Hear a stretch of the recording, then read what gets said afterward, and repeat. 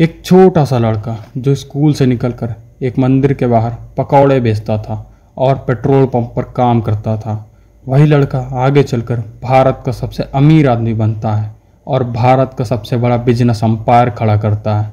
ये कहानी है धीरू भाई अंबानी की, जो सिर्फ बिजनेसमैन ही नहीं बल्कि आत्मनिर्भर भारत को पहचान दिलाने वाले एक बहुत ही इम्पोर्टेंट इंसान थे। हेलो दोस्तों, नमस्ते, आदाब, सत श्री अकाल। मैं हूं प्रखर और आज हम बात करेंगे एक ऐसे व्यक्ति के बारे में जिसने गरीबी से उठकर एक ऐसी कंपनी बना दी और एक ऐसा बिजनेस एम्पायर खड़ा कर दिया जो आज भारत ही नहीं बल्कि पूरी दुनिया की सबसे बड़ी कंपनियों में से एक है, जिसे आज हम द रिलायंस के नाम से जानते हैं। धीरू भाई का सफ़र बोर्डरूम से नहीं बल्कि एडन, यमन की गलियों से शुरू हुआ था। सिर्फ 16 साल की उम्र में वो वहाँ चले गए थे और शुरुआत की एक गैस स्टेशन पर अटेंडेंट के रूप में। बाद में उन्होंने एक ऑयल कंपनी में क्लर्क की नौकरी भी की। यही उन्होंने बिजनेस के असली ट्रिक सीखे, ट्रेडिंग, अकाउंटिंग और इंटरनेशनल कॉमर्स के बेसिक सीखे। इंपोर्ट एक्सपोर्ट कैसे होता है, फाइनेंस कैसे मैनेज होता है और दुनिया की मार्केट कैसे चलती है, ये सब उन्होंने यहीं पर सीखे थे। एक दिन उन्होंने नोटिस किया कि सिल्वर बुलियन के ट्रेडिंग में प्रॉफिट मार्जिन बहुत ही कम है। तब धीरू भाई ने सोचा क्यों ना एक ऐसा नया तरीका ट्राई किया जाए। उन्होंने सिल्वर को पिघलाकर शुद्ध मेटल के रूप में बेचना शुरू किया और इससे उन्हें ज़्यादा प्रॉफिट मिलने लगा। ये छोटा सा ही मूव था, लेकिन यहीं से दिखने लगा था कि धीरू भाई एक फाइनेंशियल विजार्ड बनने वाले हैं। लेकिन धीरू भाई के दिल में था इंडिया वापस आकर अपना खुद का कुछ करना। तो 1958 में धीरू भाई इंडिया वापस आ गए। जेब में थोड़े से ही पैसे थे, लेकिन दिमाग में बहुत सारे नए आइडियाज़ थे। उन्होंने मुंबई के एक छोटे से 350 स्क्वायर फीट के ऑफिस से रिलायंस कमर्शियल कॉरपोरेशन के नाम से एक कंपनी की शुरुआत की और उसमें वो अपना बिजनेस करने लगे। उनका पहला बिजनेस था मसाले और पॉलिस्टर की ट्रेडिंग का। उनकी स्ट्रैटेजी सिंपल थी, लेकिन पावरफुल कंपटीटर से बेहतर क्वालिटी देना और प्रॉफिट मार्जिन थोड़ा कम रखना। इस अप्रोच ने रिलायंस को जल्द ही ग्रो किया और एक स्ट्रॉन्ग रेपुटेशन दिलाई। लेकिन कमोडिटी ट्रेडिंग की भी एक लिमिट थी। धीरू भाई का विजन और बड़ा था। उन्हें सिर्फ ट्रेडर नहीं बनना था, उन्हें मैन्युफैक्चरर बनना था। और यहीं से शुरू होती है उनकी बोल्डेस्ट मूव, बैकवर्ड इंटीग्रेशन। मतलब रॉ मटेरियल से लेकर फाइनल प्रोडक्ट तक सब अपने कंट्रोल में रखना। 1966 में उन्होंने गुजरात के नरोदा में एक टेक्सटाइल मिल स्थापित की और इसी से उनकी इंडस्ट्रियल जर्नी का असली चैप्टर शुरू हुआ। इसके बाद उन्होंने कभी पीछे मुड़कर नहीं देखा। उनका एम सिंपल था, हाई क्वालिटी पॉलिस्टर फैब्रिक बनाना। उन्होंने अपने ब्रांड का नाम रखा विमल, एक ऐसा ब्रांड जिसे हर घर ने पसंद किया। धीरू भाई सिर्फ एक फैक्ट्री नहीं बना रहे थे, वो एक ब्रांड खड़ा कर रहे थे। मार्केटिंग में बहुत भारी इन्वेस्टमेंट किया और विमल को हर घर का नाम बना दिया, जो क्वालिटी और अफोर्डेबिलिटी का एग्जाम्पल बन गया था। इंडिया भर में पॉलिस्टर फैब्रिक का बूम रिलायंस के साथ पूरे देश में छाने लगा था। विमल, ओनली विमल हर घर का नारा बन गया था।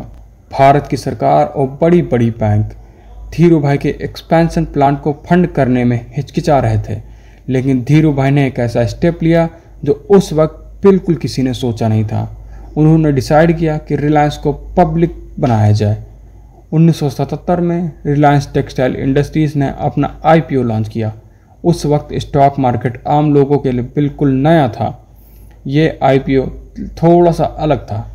सिर्फ बड़े इन्वेस्टर को टारगेट करने के बजाय धीरू भाई सीधा आम आदमी तक गए। वो देश भर के छोटे छोटे गाँव में घूमते, लोगों से मिलते और उन्हें समझाते कि आप भी रिलायंस के शेयर होल्डर बन सकते हो और आप भी हमारी ग्रोथ के पार्टनर हो।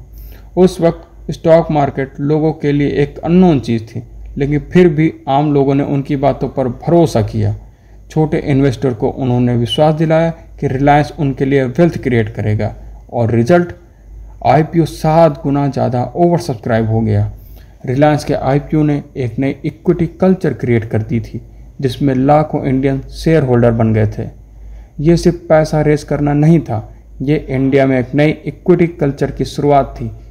धीरू भाई एक हीरो बन गए थे, एक ऐसा इंसान जो सामान्य आदमी को भी इकोनॉमिक ग्रोथ का हिस्सा बना रहे थे। टेक्सटाइल के बाद भी धीरू भाई रुके नहीं। रिलायंस ने petrochemical, refining, oil exploration, telecom और रिटेल में अपने कदम रखे। उन्होंने जामनगर में दुनिया की सबसे बड़ी रिफाइनरी बनाई और एक मॉडल क्रिएट किया। रॉ मटेरियल से लेकर फिनिश प्रोडक्ट तक सब उनके कंट्रोल में था। धीरू भाई की जीनियस उनकी बिग पिक्चर थिंकिंग में थी। उन्हें पता था कि रिलायंस का फ्यूचर सिक्योर करने के लिए एक्सटर्नल सप्लायर्स पर डिपेंडेंसी ख़त्म करनी होगी। शुरुआत टेक्सटाइल से हुई। उन्हें विमल फैब्रिक बनाने के लिए पॉलिस्टर के धागे की ज़रूरत थी, तो उन्होंने खुद का यार्न प्लांट खोल दिया। पॉलिस्टर यार्न बनाने के लिए पेट्रोकेमिकल चाहिए था, तो उन्होंने पेट्रोकेमिकल का प्लांट बनाया। और पेट्रोकेमिकल प्लांट चलाने के लिए ऑयल और गैस चाहिए थे, तो धीरू भाई सीधा ऑयल एक्सप्लोरेशन और रिफाइनिंग बिजनेस में आ गए। ये सारे मूव ने रिलायंस को दुनिया के सबसे बड़ी और टेक्नोलॉजिकली एडवांस रिफाइनरी और पेट्रोकेमिकल कॉम्प्लेक्स बनने तक पहुंचा दिया। धीरू भाई सिर्फ एक कंपनी नहीं बना रहे थे, वो एक इकोसिस्टम क्रिएट कर रहे थे। धीरू भाई अंबानी का सफ़र कंट्रोवर्सी से फ्री नहीं था। उन पर पॉलिटिकल मैनिपुलेशन और मार्केटिंग इंजीनियरिंग के एग्ज़ाम भी लगे थे, लेकिन इन सब के बीच भी उनका कोर फिलॉसफी कभी नहीं बदला। Think big, think fast, think ahead, ये उनका मोटो था। 2002 में धीरू भाई इस दुनिया को अलविदा कहे गए, लेकिन पीछे छोड़ गए एक ऐसा एम्पायर जो टेलीकॉम, रिटेल और कई सारे नए सेक्टर में फैल चुका था। उनके बेटे मुकेश और अनिल अंबानी ने इस लेगेसी को आगे लेकर गए और आज भी रिलायंस इंडिया की इकोनॉमिक लैंडस्केप को शेप कर रहा है। चोरवाड़ के एक छोटे से लड़के ने दुनिया को दिखा दिया था कि अगर सपने बड़े हो और हौसला मजबूत हो तो इम्पॉसिबल भी पॉसिबल बन ही जाता है।